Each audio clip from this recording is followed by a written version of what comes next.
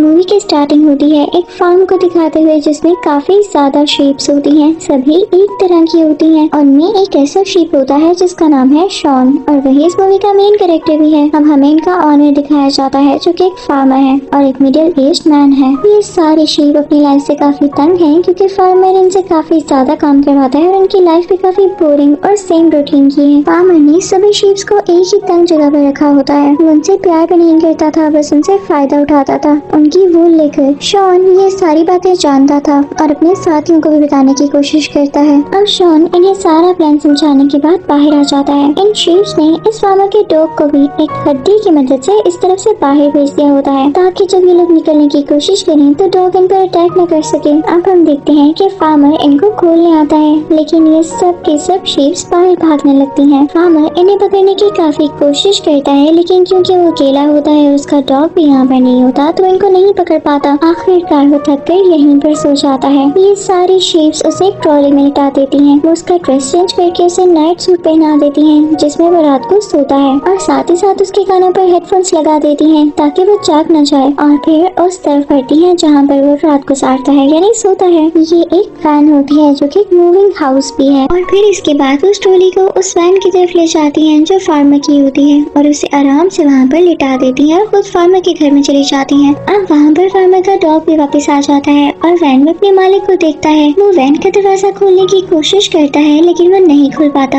और इसकी वजह से वैन आगे मूव करने लगती है। अब फार्मर तो सो रहा होता है, उसे कुछ पता नहीं चलता। डॉग उस वैन का पीछा करने की कोशिश करता है लेकिन उस तक नहीं पहुँच पाता और वो वैन मूव करते करते आगे शहर तक चली जाती है। इधर शॉन और बाकी शीप्स फार्मर के घर में काफी मौज मस्ती कर रही होती हैं जो चाहे मर्जी खा रहे होते हैं। यानी अब उनका ऑनर यहाँ पर नहीं है तो वो मजे मजे के काम करते हैं जो आज तक उनके ऑनर ने उन्हें कभी भी नहीं करने दिए। अब उधर हम वैन को देखते हैं जो शहर में पहुंच चुकी है और वो तेजी से मूव कर रही है। ऑनर के पास उसका अलार्म क्लॉक भी होता है जिसे वो बंद कर देता है। वो यही समझता है कि मैं अपने रूम में सो रहा हूँ लेकिन जैसे ही वो वैन से बाहर आता है तो क्योंकि उसकी वैन एक लाइट से टकराई हुई होती है तो उस लाइट का स्फेयर उसके सर के ऊपर आकर गिरता है जिससे वो बेहोश हो जाता है। वहाँ पर एम्बुलेंस आकर उसे हॉस्पिटल ले जाती है और इतनी देर में उसका डॉग भी वहाँ पर पहुँच चुका था। अब उधर हम फार्मर के घर में देखते हैं कि पहले शीप्स तो बहुत फन कर रही होती हैं लेकिन तभी उन्हें पता चलता है कि उस घर में कुछ पिग्स आ गए हैं। वो पिग्स उन्हें बहुत तंग कर रहे हैं, उनकी हर चीज छेड़ रहे हैं और यहाँ पर इन शीप्स को अपनी गलती का एहसास भी होने लगता है कि किस तरह से इन्होंने अपने ऑनर को दूर भेज दिया। वो उसके कपड़े सूंघकर उसे मिस करने लगते हैं।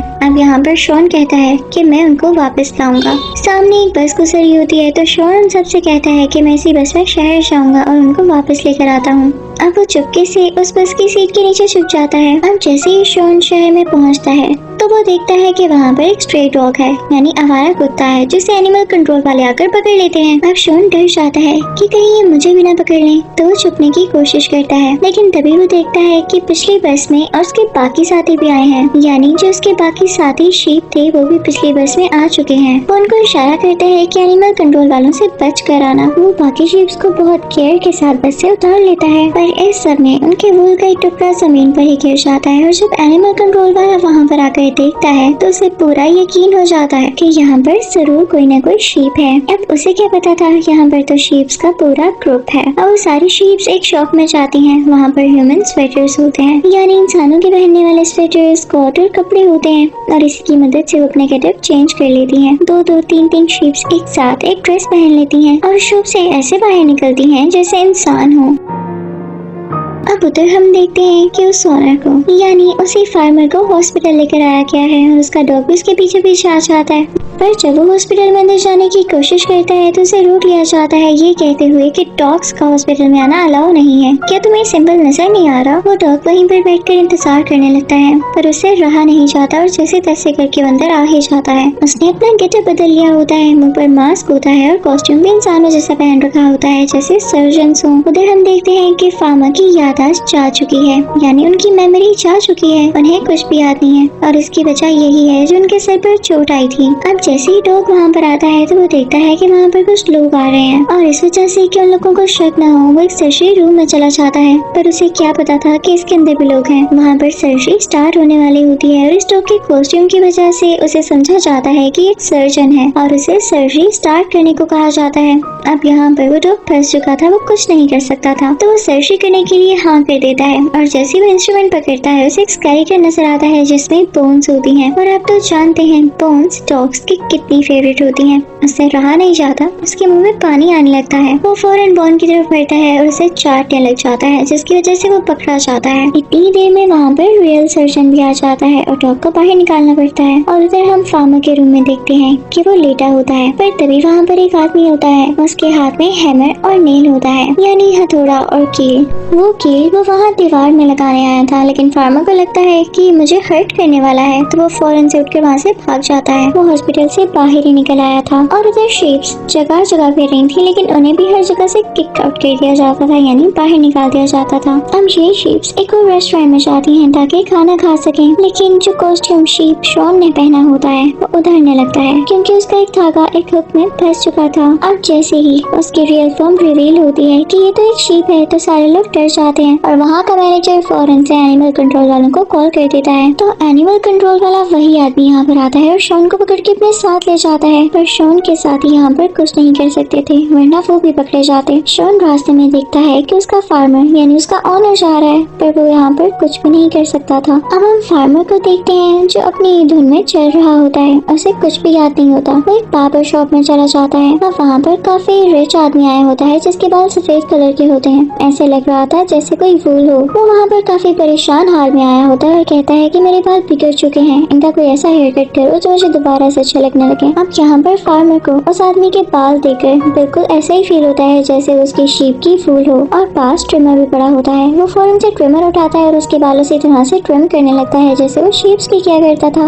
अब बार्बर सैलून का सारा स्टाफ डर जाता है कि कहीं ये रिच आदमी उनकी इंसल्ट न करे कि मेरे बालों का क्या बना दिया है, लेकिन उस आदमी को तो ये हेयर स्टाइल बहुत पसंद आता है जिसके बदले में उन्हें काफी ढेर सारे पैसे देकर जाता है। इस बात की वजह से वो मैनेजमेंट काफी खुश होती है और इस फार्मर को अपने हाथ जॉब पर रख लेती है। उधर हम देखते हैं कि एनिमल कंट्रोल वाले ने शॉन को जिस भी कंटेनर में बंद किया है वहाँ पर फार्मर का डॉग भी है। अब दोनों यहाँ पर मिलकर दुखी हो जाते हैं क्योंकि उन्हें फार्मर मिल नहीं रहा। वो सोचने लगते हैं कि वो कैसे इस प्रिजन से अपनी जान छुड़ाकर भागेंगे। वो बड़ी चालाकी के साथ वहाँ से एस्केप कर जाते हैं और एनिमल कंट्रोल वाला खुद उस केज में बंद हो जाता है। उधर हम देखते हैं कि उसे रिच मैन ने, जो कि एक इन्फ्लुएंसर था या यूं कह लें कि एक एक्टर था, वो सोशल मीडिया पर अपनी पिक्चर पोस्ट करता है जो हेयर कट वो यहाँ से करवा कर गया है। तो उसके फॉलोअर्स उस हेयर कट को काफी पसंद करने लगते हैं और इस हेयर कट की डिमांड बढ़ने लग जाती है। अब यहाँ पर पूरी दुनिया से लोग इससे कटिंग करवाने आते हैं। फार्मर काफी फेमस होने लगता है। अब क्योंकि उसे कुछ याद नहीं था, इवन अपना नाम भी याद नहीं था, तो लोग जो उसका नाम रखते हैं वो मिस्टर एक्स होता है। वो काफी फेमस हो जाता है, उसके बड़े बड़े पोस्टर्स लग जाते हैं। उधर हम देखते हैं कि शॉन और डॉग वहाँ से वापस तो आ चुके हैं, लेकिन साथ ही साथ उनके साथ और भी शीप्स मिल जाते हैं जो उसी प्रिजन में से उसको बचाने आए थे। वो लोग भी उसका पोस्टर देखते हैं और मजे की बात तो ये होती है कि उस पर उसका एड्रेस भी होता है कि ये कहाँ मिलने वाला है। वो सारे काफी खुश हो जाते हैं कि अब हम अपने ऑनर को ढूंढ सकेंगे और उस एड्रेस को फॉलो करते हुए वहाँ जाने लगते हैं।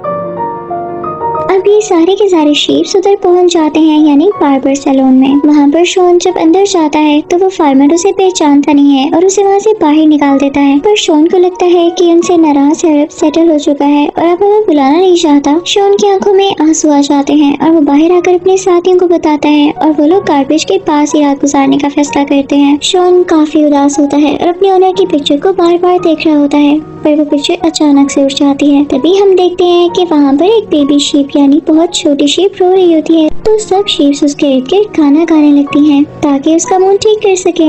पर ये गाने की आवाज उस फार्मर तक भी चली जाती है। पता नहीं कैसे वो उनके साथ गाने लग जाता है और उस आवाज की तरफ बढ़ने लगता है। लेकिन उससे पहले जो उसकी हॉस्पिटल की रिपोर्ट होती है जिसमें लिखा होता है कि इसकी मेमोरी लॉस हो चुकी है, उसको क्रम्बल करके खिड़की से नीचे फेंक देता है। अब ये रिपोर्ट उन शीप्स तक जाकर गिरती है जिसमें वो शीप्स पढ़ लेते हैं कि इसका मेमोरी लॉस हो चुका है। तब उनको कुछ हौसला होता है कि नहीं, वो हमें बाहर नहीं निकाल रहा था बल्कि वो हमें पहचान नहीं रहा था। अब ये लोग सोचने लगते हैं कि हमने फार्मर को वापस घर किस तरह से लेकर आना है। वो एक टॉय हॉर्स तैयार करते हैं जिसके अंदर काफी जगह होती है कि वो फार्मर को भी छुपा ले और खुद भी आ जाए। अब ये सारे उस सैलून के बाहर जाते हैं और कुछ इस तरह से जंप्स करने लगते हैं कि उनको लगे इनकी ढेर सारी शीप्स हैं और गुजरी जा रही हैं। वो सारी शीप एक एक करके जंप करने लगती हैं और दोबारा से इस राउंड को रिपीट करती हैं। सैलून के स्टाफ को लगता है कि इतनी ढेर सारी शीप्स हैं तो उसे वो काउंट करते करते सो जाते हैं। इवन फार्मर भी सो जाता है। तब शीप्स फार्मर को उठाती हैं और उस टॉय हॉर्स के अंदर बिठा देती हैं और फिर रास्ता पता करते हुए अपने घर की तरफ निकल पड़ती हैं। उधर वो एनिमल कंट्रोल ऑफिसर भी उनके पीछे होता है। फाइनली ये लोग अपनी वैन तक पहुंच जाते हैं और उसके साथ कनेक्ट करते हुए, यानी जो बस इनके एरिया तक जा रही थी उसके साथ वो वैन कनेक्ट करते हुए उस तरफ जाने लगते हैं। पर वो एनिमल कंट्रोल ऑफिसर भी अभी तक इनके पीछे होता है। ये लोग अपने घर जाते ही फौरन से एक शेल्टर में छुप जाते हैं, पर एनिमल कंट्रोल ऑफिसर उस कैबिन को सील कर देता है और एक क्रेन की मदद से एक बड़े से गड्ढे में फेंकने लगता है। अगर घर की बात की जाए तो वहाँ पर पेग्स उस फार्मर को देखते ही घर की सफाई करके वहाँ से भाग चुके होते हैं, तो घर बिल्कुल खाली और साफ सुथरा होता है। उधर ये सारी शीप्स और फार्मर जैसे ही गड्ढे में गिरने वाले होते हैं तो शीप्स जैसे तैसे करके फार्मर को होश में लाते हैं और उसे बचाने का कहते हैं। फार्मर फौरन से उस कैबिन का दरवाजा खोलता है, लेकिन आगे कोई स्पेस नहीं होती। वो गड्ढे में गिरने ही वाला होता है कि सारे शीप्स उसे बचा लेते हैं। अब शॉन फौरन से जंप करता हुआ उस एनिमल कंट्रोल ऑफिसर के पास जाता है और उस क्रेन के कंट्रोल संभाल कर बाकी सबकी भी जान बचा लेता है। एनिमल कंट्रोल ऑफिसर को शॉन पे बहुत गुस्सा आता है और वो उसे उठाकर उछालने लगता है, पर फार्मर उसे कैच कर लेता है और वो अपनी शिप्स को पाकर काफी खुश था। फिर इसके कुछ ही टाइम बाद वहाँ पर एक वाइल्ड बुल आता है जो उस एनिमल कंट्रोल ऑफिसर को किक करता है और वो दूर जाकर गिरता है। फिर हम देखते हैं कि फार्मर की मेमोरी वापस आ चुकी है। वो अपनी शीप से बहुत प्यार करता है और अब उनकी रूटीन नो मोर बोरिंग। वो सारे बहुत एंजॉयमेंट करने लगते हैं। एक दिन फार्मर ने टीवी लगाया होता है तो उस पर न्यूज आ रही होती है मिस्टर एक्स के बारे में। तो ये देखकर वो खुद भी काफी हैरान हो जाता है और उसकी कॉफी उसके मुंह से बाहर आने लगती है। ये मूवी यहीं पर खत्म हो जाती है।